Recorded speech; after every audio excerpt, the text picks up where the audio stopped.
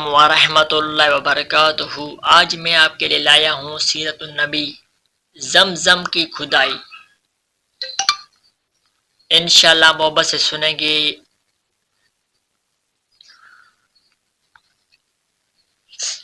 السلام علیکم ورحمۃ اللہ وبرکاتہ۔ آج میں آپ کے لیے لایا ہوں سیرت النبی زمزم کی کھدائی۔ انشاءاللہ محبت سے سنیں گے تو انشاءاللہ آپ جان سکیں گے زمزم کی کھدائی کب ہوئی، کیسے ہوئی۔ انشاءاللہ شروع کرتے ہیں۔ یہ واقعہ آپ کے لیے بہت فائدہ مند ہونے والا ہے، انشاءاللہ پورا سنیں گے۔ حضرت ابراہیم علیہ السلام کے بیٹے حضرت اسماعیل علیہ السلام کے 12 بیٹے تھے۔ ان کی نسل اس قدر ہوئی کہ مکہ مکرمہ میں نہ سما سکی اور پورے حجاز میں پھیل گئی۔ ان کے ایک بیٹے کیدار کی اولاد میں عدنان ہوئے۔ عدنان کے بیٹے ماد اور پوتے کا نام نزار تھا۔ نزار کے 4 بیٹے تھے، ان میں سے ایک کا نام مزر تھا۔ مزر کی نسل سے قریش بن مالک پیدا ہوئے۔ یہ فہر بن مالک بہی کہلائے۔ قریش کی اولاد بہت ہوئی، ان کی اولاد مختلف قبیلوں میں بٹ گئی۔ ان کی اولاد کے قصے نے اقتدار حاصل کیا۔ قصہ کے آگے 3 بیٹے ہوئے، ان میں سے ایک عبد مناف تھے، جن کی اگلی نسل میں ہاشم پیدا ہوئے۔ ہاشم نے مدینہ کے ایک سردار کی لڑکی سے شادی کی۔ ان کے یہاں ایک لڑکا پیدا ہوا، اس کا نام شیبہ رکھا گیا۔ یہ پیدا ہی ہوا تھا کہ ہاشم کا انتقال ہو گیا۔ ان کے بھائی مطلب مکے کے حاکم ہوئے۔ ہاشم کا بیٹا مدینہ منورہ میں پرورش پاتا رہا۔ جب مطلب کو معلوم ہو گیا کہ وہ جوان ہو گیا ہے تو بھتیجے کو لینے کے لیے خود مدینہ گئے۔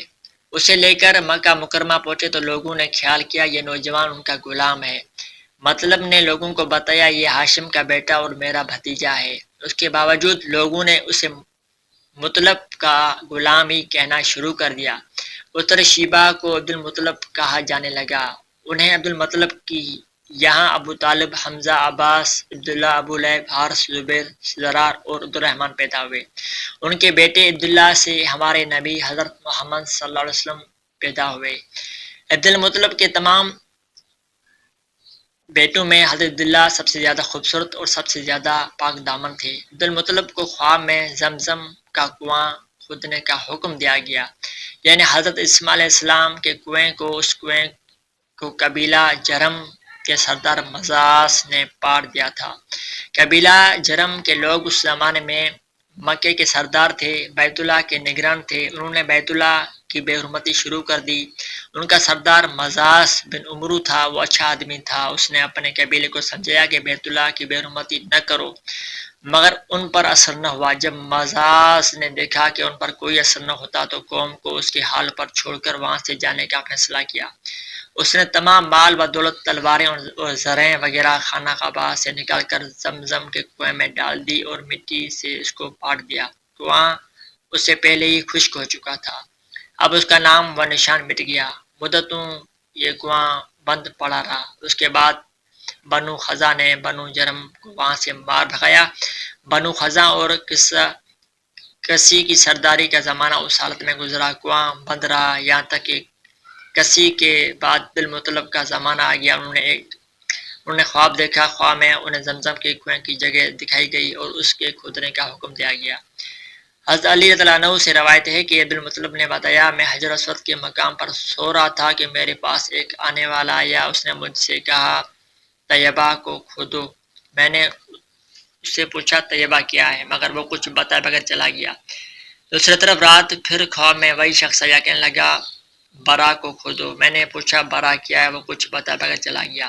تیسری رات میں اپنے بستر پر سو رہا تھا کہ پھر وہ شخص خواب میں آیا، اس نے کہا مظنونہ کھودو۔ میں نے پوچھا مظنونہ کیا ہے، وہ بتائے بغیر چلا گیا۔ اس سے اگلی رات میں پھر بستر پر سو رہا تھا کہ وہی شخص پھر آیا اور بولا زمزم کھودو۔ میں نے اس پر پوچھا زمزم کیا ہے، اس بار اس نے کہا زمزم وہ ہے جس کا پانی کبھی ختم نہیں ہوتا، جو حاجیوں کے بڑے بڑے مجمعوں کو سیراب کرتا ہے۔ عبدالمطلب کہتے ہیں میں نے اس سے پوچھا یہ کنواں کس جگہ ہے، اس نے بتایا جہاں گندگی اور خون پڑا ہے اور کوا ٹھونکے مار رہا ہے۔ دوسرے دن بالمطلب اپنے بیٹے حارث کے ساتھ وہاں گئے۔ اس وقت ان کے یہاں یہی ایک لڑکا تھا، انہوں نے دیکھا وہاں گندگی اور خون پڑا تھا اور ایک کوا ٹھونکے مارا تھا۔ اس جگہ کے دونوں طرف بہت بت موجود تھے اور یہ گندگی اور خون دراصل ان بتوں پر قربان کیے جانے والے جانوروں کا تھا۔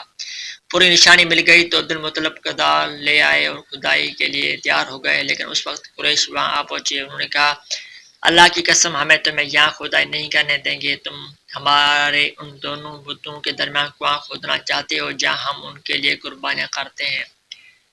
عبد المطلب نے ان کی بات سن کر اپنے بیٹے حارث سے کہا تم ان لوگوں کو میرے قریب نہ آنے دو، میں کھدائی کا کام کرتا رہوں گا، اس لیے کہ مجھے جس کام کا حکم دیا گیا ہے میں اس کو ضرور پورا کروں گا۔ قریش نے جب دیکھا کہ وہ باز آنے والے نہیں تو رک گئے، آخر انہوں نے کھدائی شروع کر دی۔ جلدی کنویں کے آثار نظر آنے لگے، یہ دیکھ کر انہوں نے اللہ اکبر کا نعرہ لگایا اور پکار اٹھے یہ دیکھو یہ اسماعیل اسلام کی تعمیر ہے۔ جب قریش نے یہ دیکھا کہ انہوں نے کنواں تلاش کر لیا تو ان کے پاس آ گئے اور کہنے لگے عبد المطلب اللہ کی قسم یہ ہمارے باپ اسماعیل السلام کا کنواں ہے اور اس پر ہمارا بھی حق ہے، اس لیے ہم اس میں تمہارا شریک ہوں گے۔ یہ سن کے عبد المطلب نے کہا میں تمہیں اس میں شریک نہیں کر سکتا، یہ مجھے اکیلے کا کام ہے۔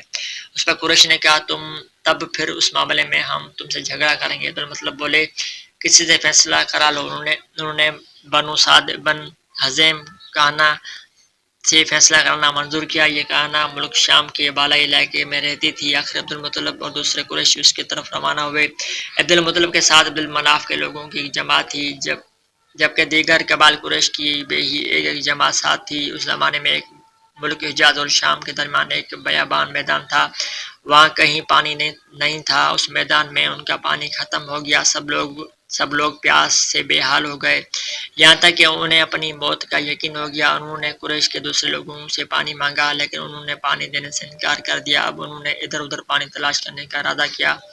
عبد المطلب اٹھ کر اپنی سواری کے پاس آئے، جو ہی ان کی سواری اٹھی اس کے پاؤں کے نیچے سے پانی کا چشمہ ابل پڑا۔ انہوں نے پانی کو دیکھ کر اللہ اکبر کا نعرہ لگایا۔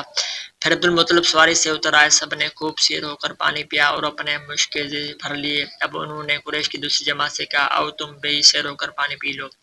اب وہ بھی آگے آئے اور خوب پانی پیا۔ پانی پینے کے بعد وہ بولے اللہ کی قسم اے عبد المطلب یہ تو تمہارے حق میں فیصلہ ہو گیا، اب ہم زمزم کے بارے میں تم سے کبھی جھگڑا نہیں کریں گے۔ جس ذات نے تمہیں اس بیابان میں سیراب کر دیا وہی ذات تمہیں زمزم سے بھی سیراب کرے گا، اس لیے یہیں سے واپس چلو۔ اس طرح قریش نے جان لیا کہ اللہ تعالیٰ عبد المطلب پر مہربان ہے، لہذا ان سے جھگڑا بے سود ہے اور کہانا کے پاس جانے کا کوئی فائدہ نہیں۔ جانے سب لوگ واپس لوٹے۔ واپس آ کر عبد المطلب نے پھر کنویں کی کھدائی شروع کی۔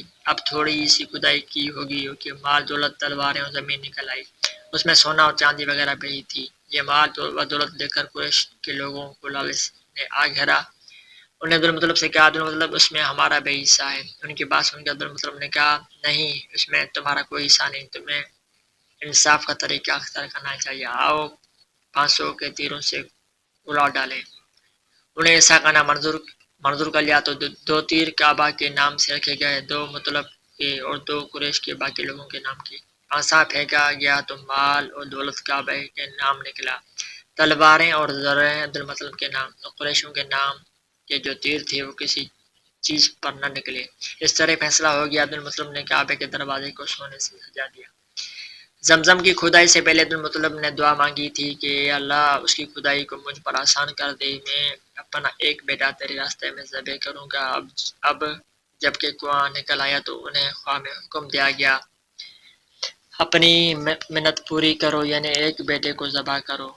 سبحان اللہ، یہ تھی صحابہ کرام کی قربانیاں، کتنی جفا کشی کی عبد المطلب نے وہاں زمزم کی کھدائی میں۔